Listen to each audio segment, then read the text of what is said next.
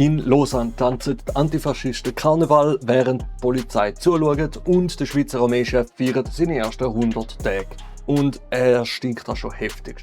Korruption. Und damit herzlich willkommen bei Bünzli Breaking. Ich bin der Bünzli und das ist die Story, die mich diese Woche so gründlich gebrochen hat, dass selbst mein Edelweiss Hemd die Fassung verloren hat. Und wenn du nicht willst, dass das mit dir passiert, abonnieren, Glocke, Kommentar.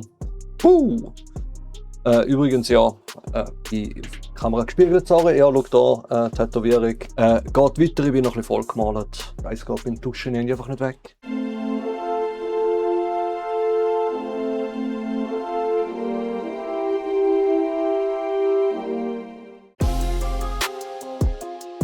Am 22. März 2025 verwandelte sich Lausanne zum ersten Mal in eine antifaschistische Karnevalsstadt. Das Kollektiv hinter dem Carnaval Populaire et Déter wollte ein klares Zeichen setzen. Die Botschaft gegen das Schweigen, gegen die Lähmung. Déter ist französisch für entschlossen und entschlossen waren sie. Tausende Menschen zogen durch die Innenstadt mit Kostümen, Fanfaren, dekorierten Umzugswagen und einer Technoanlage. Familien mit Kindern, Jugendliche, ältere Menschen, palästinensische Fahnen, antifaschistische Banner, Konfetti und Rauchfackeln. Queere Elterngruppen hatten einen eigenen Block im Umzug. Hey, Familie mit Kind, ältere Menschen, queere Ältere, Jugendliche, das klingt irgendwie gar nicht nach dieser bösen, randalierenden Antifa. Das Wort Antifa klingt für viele irgendwie immer noch nach einem schwarzen Block und Krawall. Aber ich erkläre da gern nochmal. Was heißt antifaschistisch eigentlich? Es heißt, du willst können wählen, du willst Redefreiheit, du willst, dass deine Nachbarin nicht abgeschoben wird, du willst, dass deine Kinder in einer Demokratie aufwachsen. Wer das will, ist Antifaschist. Übersetzt weiß oder nicht. Eine Gruppe hatte eine Trump-Pappfigur gebaut, die öffentlich zerstört wurde. Am Ende des Umzugs wurde der Bonhomme Hiver verbrannt, eine alte Karnevalstradition, die den Winter vertreibt. Die symbolische Bedeutung an diesem Tag war klar, der Faschismus soll nicht passieren. Wie viele Menschen dabei waren, ist umstritten. Die Polizei zählte 1500, die Organisatorinnen und Organisatoren sprachen von 6000. Der Abend verlief größtenteils friedlich, aber am Rand des Umzugs wurden Fassaden besprüht, unter anderem die Gebäude von UBS und Credit Suisse, das Lausanne Palace Hotel und das Polizeigebäude. Auf dem Polizeigebäude stand ein Slogan, der für Empörung sorgte: Un flic, une balle. Zu Deutsch: ein Bulle, eine Kugel. 1500 laut Polizei, 6000 laut Organisatoren. Wir kennen das Spiel. Bei linken Demos zählt die Polizei traditionell etwa ein Viertel der tatsächlich Teilnehmenden. Das haben wir hier schon dokumentiert. In dem Fall dürfte es nicht anders gewesen sein. Und ja, der Slogan auf dem Polizeigebäude: ein Bull, eine Kugel. Kennen ihr ACAB? All Cops are Bastards. Auch so ein Satz, der auf den ersten Blick nach Hass auf Menschen tönt. Aber gemeint ist nicht der Mensch in der Uniform. Gemeint ist das System, die Institution und das Verhalten, das die Uniform ermöglicht und schützt. Un flic, une balle funktioniert gleich. Provokativ? Ja. Aber ein Mord gegen einzelne Polizisten? Nein. Gescheit ist es trotzdem nicht gewesen, weil dieser Satz hat der Stadt genau die Ausrede geliefert, die sie gebraucht hat. Jetzt kann man dem Ganzen anfangen, Stein in den Weg legen. Ein Jahr später, am 28. März, kam der Karneval zurück. Zwischen 4000 und 5000 Menschen zogen trotz Regen durch Lausanne. 4000 wurden von der Polizei gemeldet, 5000 von Keystone ATS. Erneut mit 9 dekorierten Umzugswagen, Fanfaren und Techno. Erneut mit Masken, Keffiers und Rauchfackeln. Die Guckenmusik spielte antifaschistische Hymnen, darunter Bella Ciao.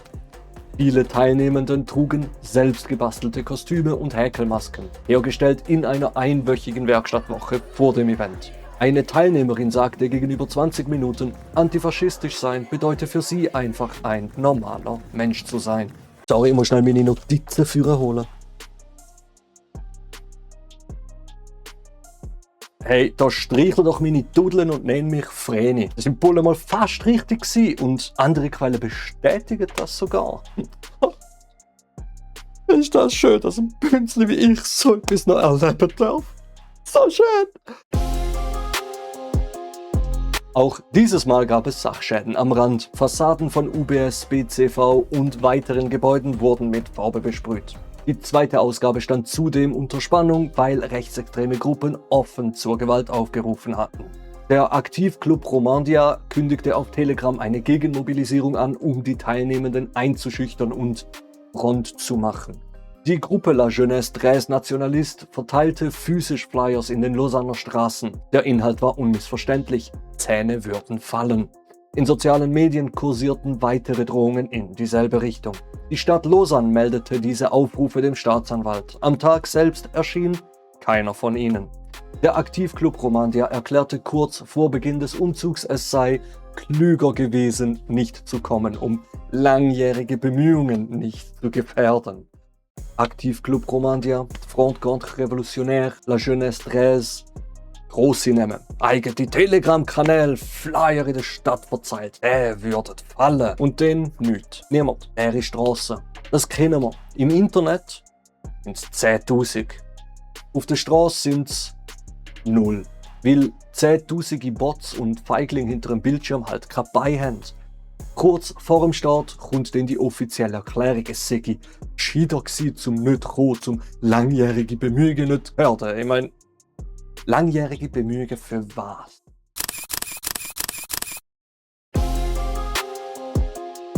Auch der Streit mit der Stadt Lausanne eskalierte vor dem Anlass. Das Kollektiv verzichtete bewusst auf eine formelle Bewilligung und schickte nur eine Ankündigung als Zeichen für das Recht zu demonstrieren.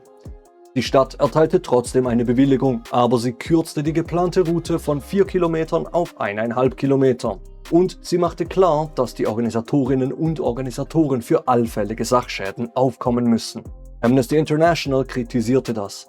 Die Schweiz sei eines von nur 4 Ländern in Europa, die eine formelle Bewilligung vorschreiben. Wer als Veranstalter für Schäden haftet, könne politische Bewegungen finanziell zum Schweigen bringen. Das Kollektiv ignorierte die verkürzte Route und zog seinen eigenen Weg durch die Stadt. Kurz mal festhalten, das Kollektiv hat nicht einmal eine Bewilligung beantragt. Einfach eine Ankündigung rausgeschickt, Verfassung zitiert, fertig. Und die Stadt hat trotzdem eine Bewilligung erteilt. Das ist eigentlich ein Sieg fürs Demonstrationsrecht, auch wenn die Stadt vermutlich nicht so sehen würde. Aber dann das. Veranstalter haftet für Sachschäden. Klingt vernünftig, ist es aber nicht. Amnesty International sagt klar, wer eine Demo organisiert, haftet nicht für das, was einzelne Teilnehmende am Rand machen.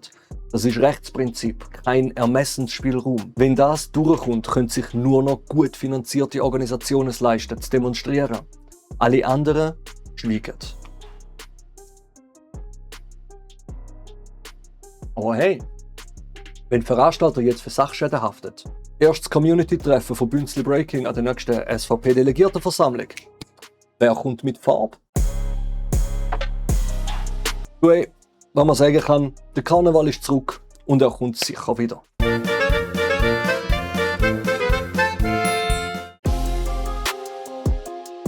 Benedikt Roos ist seit dem 1. Januar 2026 Chef der Schweizer Armee.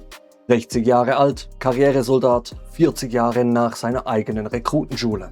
Am Donnerstag lud er auf den Waffenplatz Thun, genau dort, wo er selbst eingerückt ist. Symbolisch, aber auch inhaltlich hatte er einiges zu sagen. Roos zeichnet ein düsteres Bild. Europa stehe im Krieg, im Nahen Osten brenne es und die Schweiz, sagt er, ist mitten in einer kritischen Infrastrukturdrehscheibe. Stromverbindungen, Datenzentren, Glasfaserkabel, alles militärische Ziele, die nicht nur die Schweiz betreffen, sondern ganz Europa. Auch die Neutralität, betont Roos, schütze die Schweiz nicht automatisch. Ob die NATO zu Hilfe eilen würde, sei offen. Roos redet von Bedrohungen. Stimmt, aber die 9,3 Billionen Franken auf Schweizer Bankkonten schützen uns seit Jahrzehnten besser als jede Pistole. Wer die Schweiz angreift, früher sein eigenes Vermögen ein. Und seien wir mal ehrlich, solange die pädophile Orange im Amt ist NATO nicht viel mehr wert als die Kackwurst, mit der er gerade wieder einen Brioni-Anzug kontaminiert. America First am Arsch. Im Gegensatz zu ihm haben Biden und Obama fast ausschließlich amerikanische Schneider getragen. Hey, abonniert gerne den Kanal, um nie mehr einen Rant über Anzugsschneider von amerikanischen Präsidenten hören zu müssen.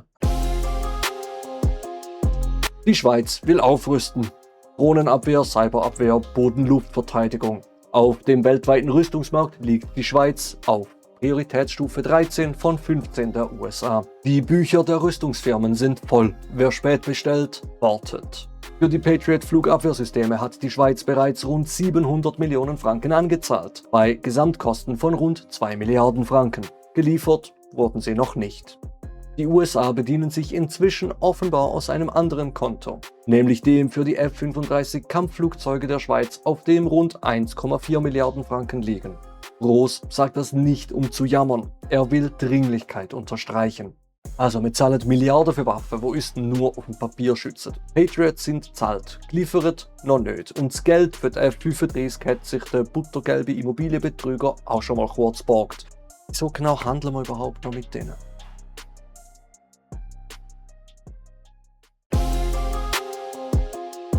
Der Bundesrat hat die Armeebotschaft 2026 verabschiedet. Rund 31 Milliarden Franken sollen bis 2032 in die Modernisierung fließen. Bezahlen will man das unter anderem über eine befristete Erhöhung der Mehrwertsteuer um 0,8 Prozentpunkte. Das Volk müsste zustimmen. Erste Umfragen deuten auf Widerstand hin. Roos wirbt trotzdem dafür. Seine Formel: 3 Rappen pro Liter Milch für mehr Sicherheit. Er fragt das rhetorisch und die Antwort gibt er selbst. Das brauche Vertrauen. Und damit kommen wir zum brisantesten Punkt dieser 100-Tage-Bilanz. Die Schweizer Armee beschafft eine neue Dienstpistole. Die bisherige Standardpistole, die SIG P220, ist seit 50 Jahren im Einsatz und muss ersetzt werden. Der Bedarf liegt bei bis zu 140.000 Waffen.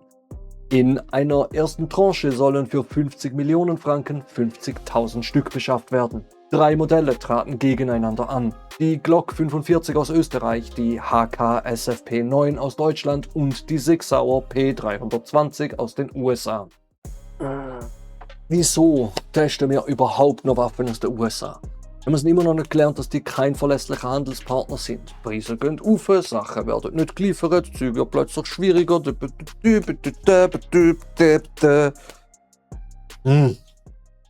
Die für die Truppenversuche zuständige Organisation stufte die P320 explizit als nicht truppentauglich ein. Die Glock 45 erhielt im Truppenversuch die Gesamtnote 7 auf einer Skala bis 10. Die P320 erhielt die Tiefstnote 1. Die Mängel sind dokumentiert. Die P320 schnitt bei allen Schießtests am schlechtesten ab. Zu viele Störungen. Das Abzugsverhalten wurde als schwer kontrollierbar und fehleranfällig beschrieben. Das Hochschlagen nach der Schussabgabe erschwert die Zielerfassung massiv. Einige Probanden mussten ihre Handgelenke bandagieren lassen. Alle direkt mit der Prüfung und der Beschaffung befassten Bundesstellen favorisierten die Glock 45, da die P320 wesentliche Anforderungen nicht erfüllte. Das Ausbildungszentrum, das Projektteam, die Logistikbasis, der Armeestab, die Spezialkräfte, die Militärpolizei, die Infanterie. Trotzdem wird die P320 beschafft. Als das Scheitern der P320 bereits feststand, führte Rüstungschef Urs Locher die Bedingung ein, dass mindestens ein wesentlicher Teil der Pistole in der Schweiz produziert werden müsse. Das laufende Auswahlverfahren wurde danach abgebrochen und mit veränderten rüstungspolitischen Vorgaben neu gestartet. Also zusammengefasst, Waffen ist Sturigkeit, nicht knapp. Mit Tiefstnoten. Alle Fachstellen sagen nein. Die Truppe sagt nein. Die Experten sagen nein. Und dann kommt der Rüstungschef und ändert einfach die Regeln und dann hat die Waffe halt doch gewonnen. Das ist kein Beschaffungsfehler, das ist ein Entscheid, wo bewusst gegen die Fachleute getroffen wird. Mit Steuergeldern für Soldaten, die die Waffe dann in der Hand haben müssen. An der Medienkonferenz wurde Roos auf die Pistole angesprochen. Er sagte, er sei überrascht gewesen, wie emotional das diskutiert wurde. Es erinnere ihn an die Fußballnationalmannschaft, die 6 Millionen Nationaltrainer habe. Sein Argument für die P320, es gebe nicht nur technische, sondern auch rüstungspolitische Bedingungen. Die P320 könne in der Schweiz produziert werden. Die Unterschiede zwischen den Pistolen seien nicht so groß gewesen. Zum letzten Punkt. Die eigenen Fachleute der Armee würden dem widersprechen. Note 1 gegen Note 7 ist kein kleiner Unterschied. Roos war als damaliger Kommandant in das Auswahlverfahren involviert. Watson dokumentiert, dass er den Evaluationsbericht in Auftrag gegeben hat. Jetzt als Armeechef ist er mitverantwortlich für das, was dabei herausgekommen ist.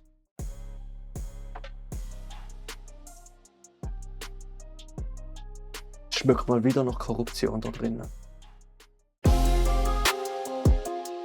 Der Benedikt Roos macht keinen schlechten Start. Er redet klar, er erklärt Zusammenhänge, er sagt, wo das die Armee Lücken hat. Aber er verteidigt halt auch eine Beschaffungsentscheidung, die intern auf ganzer Linie abgelehnt worden ist. Und das macht er im Vergleich zum Fußball. Armee braucht Vertrauen, sagt er. Vertrauen baut man nicht auf, indem man eine durchgefallene Waffe, wo die Unterschiede ja nicht so groß sind, verteidigt. Die Armeebotschaft 2026 geht jetzt ins Parlament. Nationalrat und Ständerat entscheiden über die Pistolenbeschaffung und über 31 Milliarden für den Rest. Ja.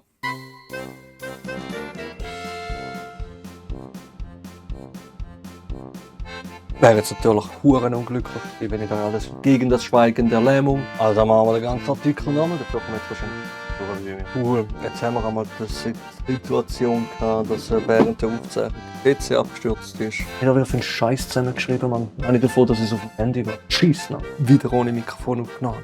Jetzt soll ich mal noch irgendwo auf die Kamera gesagt haben, Trump ist im Fall huren pädophil.